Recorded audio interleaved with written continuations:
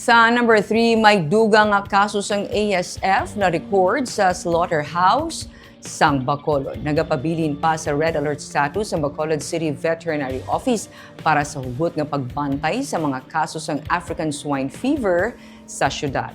Ginsiling ni Assistant City Veterinarian Dr. Janine Sartho nga sang ginpatigayon nga random sampling sa mga baboy, may isa ka baboy nga yara na kuntani sa slaughterhouse ang nagpositibo sa ASF. Bangod sini, mas ginpahugot ang pagmonitor sa mga ilihawon nga baboy sa slaughterhouse agud malikawan nga mabaligya ang mga baboy nga apektado sang amo nga balatian. Suno kay Sartho, humalin Hunyo 30 tubtub subong nga adlaw, may masobra na sa 20 ka mga baboy ang ilan na test kag kalabanan diri ang nagnegatibo man.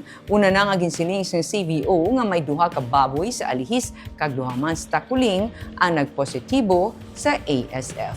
Gilayon nga gincordon sa syudad ang 500-meter radius sa palibot sang tangkal nga ginatiniran sang amo nga baboy. Apang nagnegatibo man sa ASF ang mga baboy sa palibot suno kay Sartho.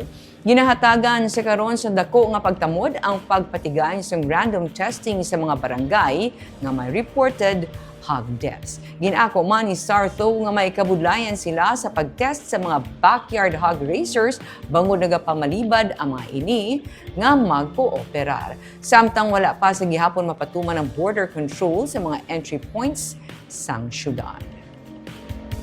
For one, we have diri sa Alihis, wala sila gapasulog kaya mo na nga ang reasoning nila is kami ang gadala sa virus kay ga jump me from one farm to another. Pero ang team naton is nag-disinfect man, ga-change PPE, ginabili lang na ang PPE nila sa area ginasunog man. Para at least nga wala gid taga-transmit sa ano. And then during the days nga let's say may patay, hindi na namon ipagsabay ang surveillance and ang pagkadto sa mga napatsyan. So let's say today nga may report nga napatay, after 2 days pa na naman kadtuan or after the day after ang for the surveillance or to detect the 500 meters para gid tinlo gid kumbaga wala transmission.